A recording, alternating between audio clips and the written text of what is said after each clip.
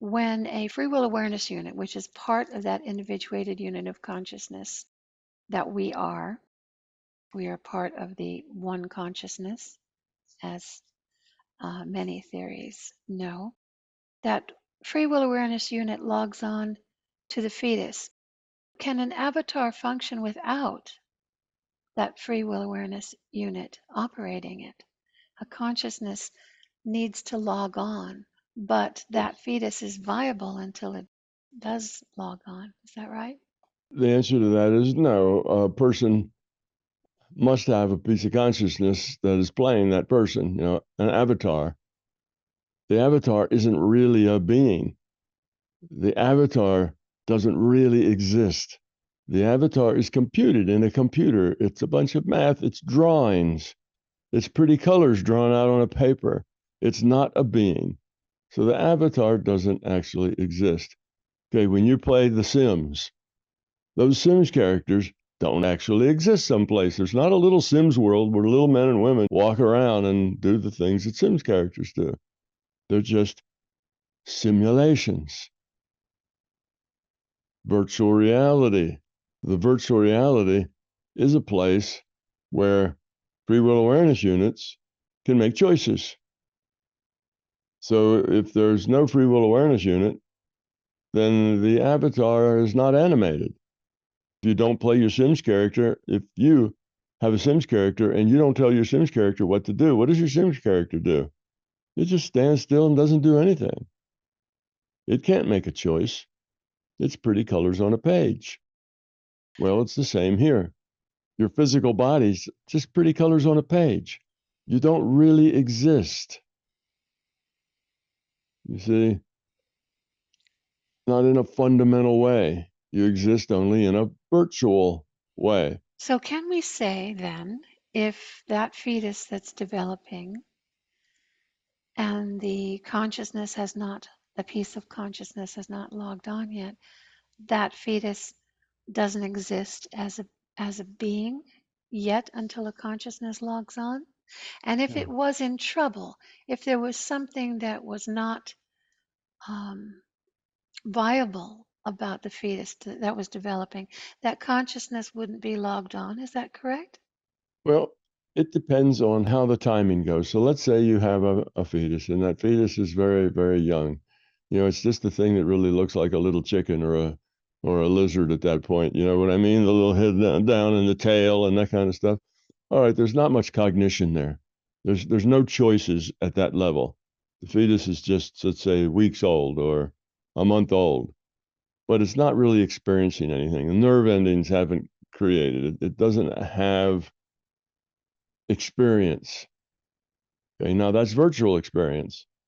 Again, it doesn't have a virtual experience. It doesn't have a data stream. Okay, it's just there. But eventually it gets to the point that it does have experience. It can tell light from dark. It can hear muffled sounds.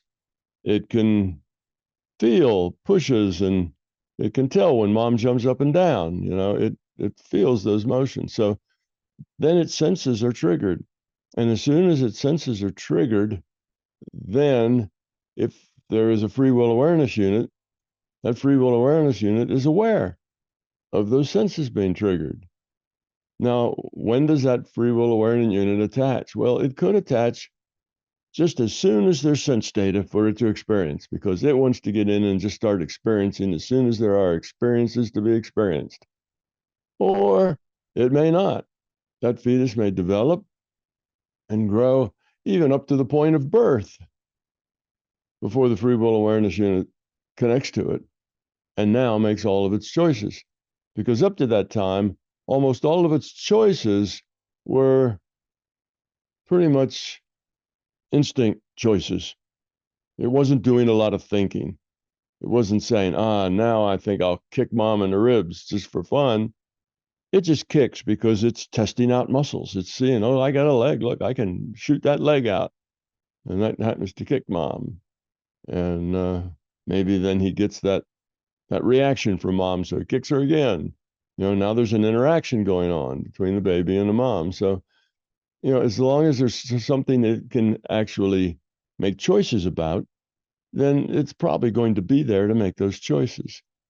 But let's say there just is no. Somebody just, for some reason, this poor fetus just gets neglected and nobody signs up for logging on. Well, one, that doesn't happen because somebody does sign up to log on. There's always someone available to log on. Okay. Well, if that were to happen, then the system, the larger consciousness system, would play that fetus, would be making those choices. And then along comes an IUOC that would log on, then the larger conscious system steps out and that IUOC takes over. So then you'd have a baby that would seem to maybe change personality when it was 6 months old, even a year old. Again, anything is possible. Now, those things do not happen very often. There's always an IUOC that will log on to a fetus that is having experiences. So that always happens. Why? Because the LCS can make as many of those IUOCs that it wants to. There's another fetus. Oh, there's another IUOC. You see, so that's why it's just kind of an automatic thing. So, but could it be different? Could it wait for a year? Could it wait for 2 years? Could it do different things? Yes, they're all possible. They just don't happen routinely. It's stuff that just happens in the margins, perhaps. And this is the case in a general scenario, in the average scenario.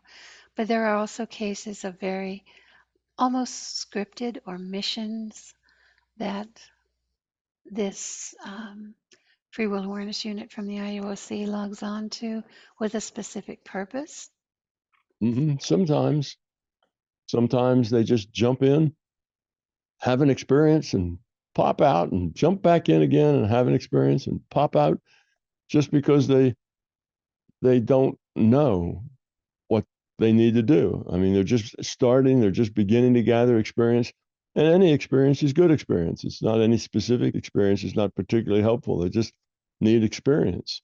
Eventually, as you've been around these lifetimes, a lot, then there becomes specific things that you want to learn, specific problems that you're having. You're maybe having, a problem with being too self-centered. So you want to specifically work on that. So you may have an IUOC that partitions off a part of itself as a free will awareness unit, and that free will awareness unit goes in just thinking, I don't want to be so self-centered. I'm going to work on this. I don't want to be so self-centered. I want to work on this. They kind of program themselves, and then when they get here, they've got that. Now they've got a bit of a mission. Their mission is to not be so self-centered. You see, and they will have lots of issues will pop up about that self-centeredness. So yes, sometimes people come with missions. Sometimes people come here to do specific things, meet up with specific people, just tasks to do. But again, that's in the margins. That's not what typically happens for most people. I and MBT Events hope you liked this video. We will continue to post videos for free on my YouTube channel, but please understand, these videos are expensive to produce. They represent many thousands of hours of production and editing, as well as all the necessary audiovisual equipment, computers, and software. If you find something of significant value in our videos, please consider supporting their production through our Patreon account or through a one-time donation. It would be very much appreciated.